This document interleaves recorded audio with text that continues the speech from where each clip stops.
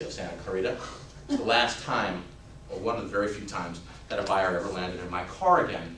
But I couldn't afford a computer, and I used to walk around with index cards. Remember those little index card boxes, those little metal boxes?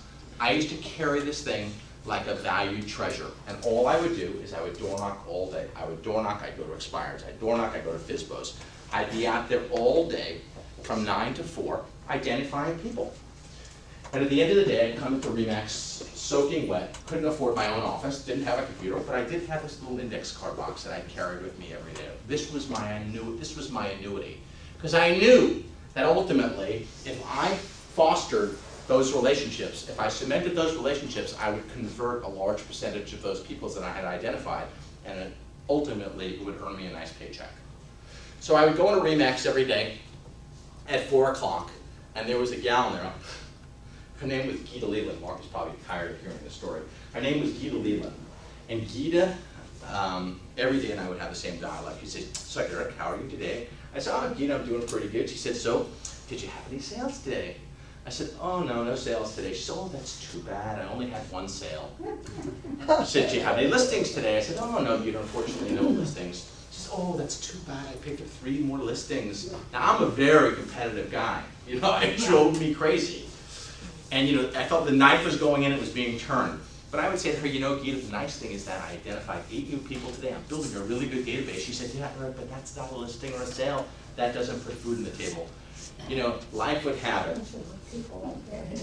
And she said it, she was from Denmark, so she would say it with this, big glowing smile. And every day I would walk into RE/MAX at 4 o'clock, and there would be Gita Leland, sitting there like God put her right in front of me every day at 4 o'clock, and I would endure this crazy conversation. Well, after 4 months, I got a reprieve. Gita went away to Denmark. Gita went away to Denmark after 4 months. And does anybody play softball in here? Yes, if you play softball, the ball comes in a slow pitch, you make it back, and you're like licking your lips ready to knock the ball over the fence. So Gita goes to Denmark. Comes back and says, "Hey, so Eric, how have you been?" I said, "I'm doing good, Gita." She said, "You're not going to believe it. I was in Denmark, and while I was in Denmark, I sold 3 of my listings." I said, "Gita, that's just terrific." She said, "Do you have any sales yet?" I said, No sales, Gita." I was like, "Bring it on, next question." She said, "Any listings?" I said, "It's funny you should ask." I said, "In the last 7 days, I've listed 14 properties. And from that moment forward, every month, I was top listing, top sales, and top value at RE/MAX." And I don't, I don't say that to brag, because I don't think I'm wired any differently than anybody else. I don't. I just think I was so sick. Please. How long did it take you to convert those people to become confident enough to have you list?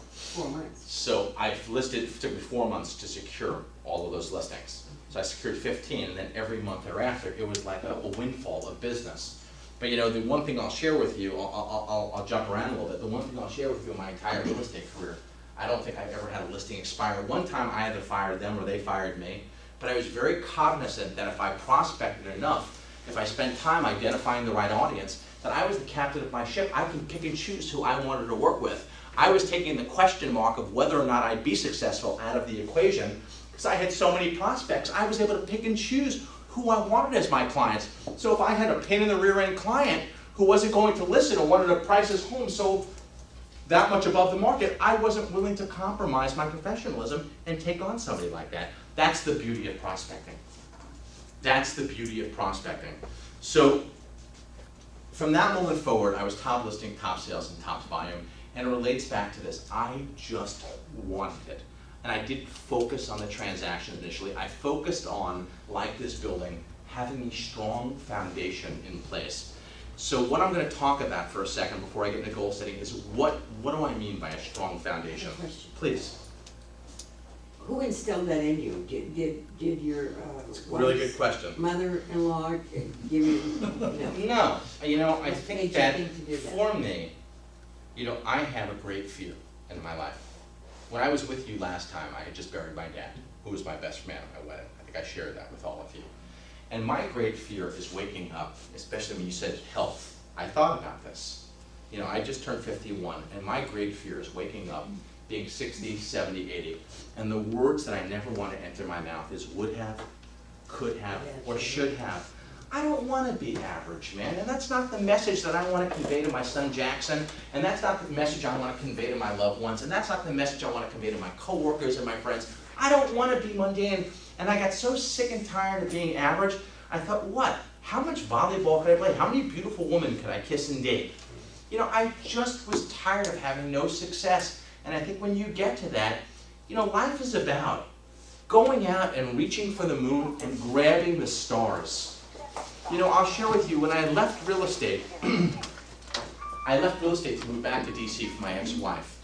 My ex-wife was the head of the SBA for all women-owned businesses and went on to run the White House Women's Office for Bill Clinton, and she just ran Barack's campaign. Her sister-in-law, many of you know, is Dee Dee Myers, the former White House press secretary.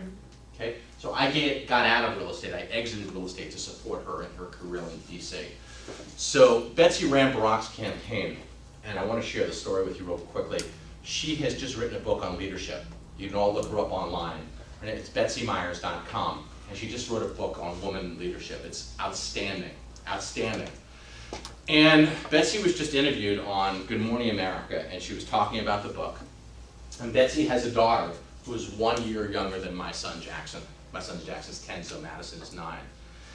And she was telling a story in Good Morning America, and it really, you know, we talked about this the other day, it really moved me. And what she said is that Madison said, you know, Mommy, I don't want to be like you. I don't want to run from event to event and always have a busy calendar. I want to kind of be able to smell the roses and enjoy life. She said, you know, I promise you, I'm never going to push you. I'm going to let you find that passion in your own life. So Betsy said, you know, roll the clock forward a few years, and she took Madison, and Madison found dance, and she loves ballet. This kid absolutely loves ballet. And Betsy said she took her in, she bought her leotard and her tutu, and she got all dressed up, and she was looking in the mirror, and Betsy said to her, Madison, how are you feeling right now? And she said, Mommy, I'm freaking out with joy. And I thought, what? You know, it's a child. I'm freaking out with joy. My question is, are you? And if you're not, shouldn't you be?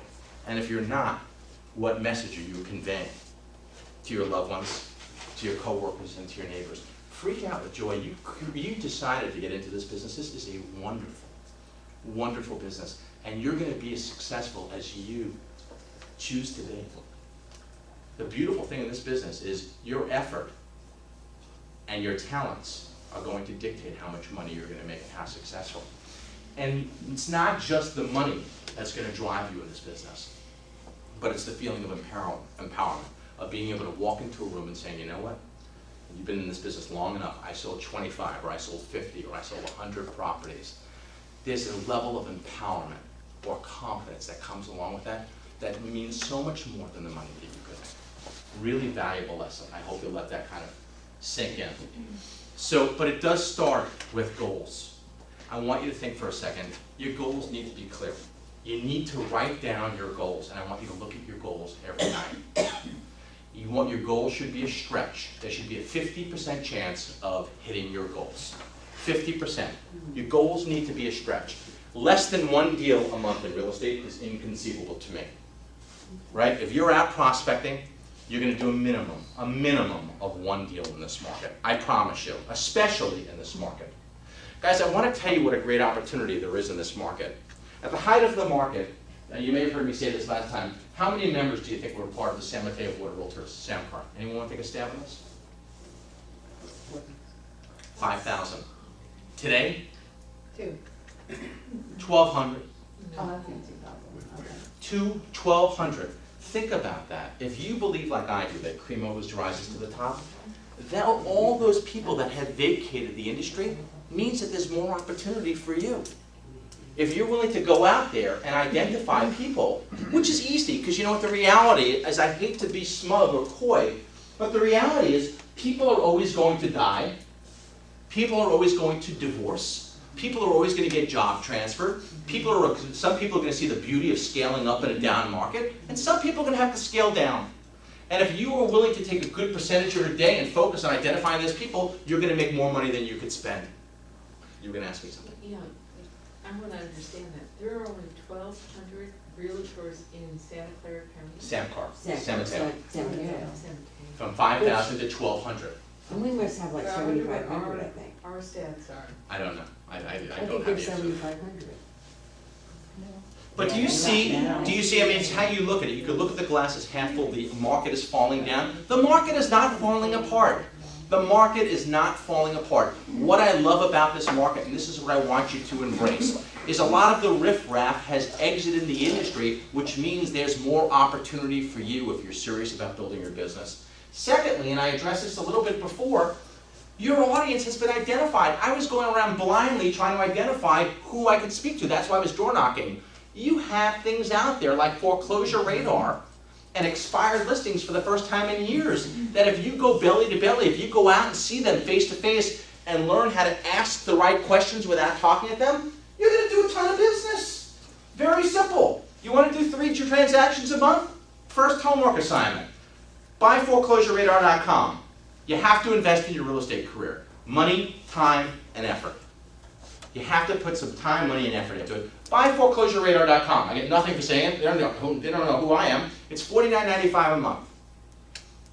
You have people out there, thousands of people, who are going to lose their home. They're going to lose their home if they don't find someone like everyone in this room to assist them. And what I want you to do is go out there, instead of calling them, distinguish yourself from every other real estate agent. Go out there and meet them face to face with a sense of purpose and a sense of care and empathy and ask them questions. But you have low-hanging fruits. The beautiful thing in this market, if you go to 10 people who have NODs filed against them, you're probably going to secure 3 listings. You do that every week. You're going to secure multiple listings every month. That's the first way you're going to hit your goals. You asked me before, Eric, that's the first way. You have a low-hanging fruit. That's the beauty of this market. Your audience is identified.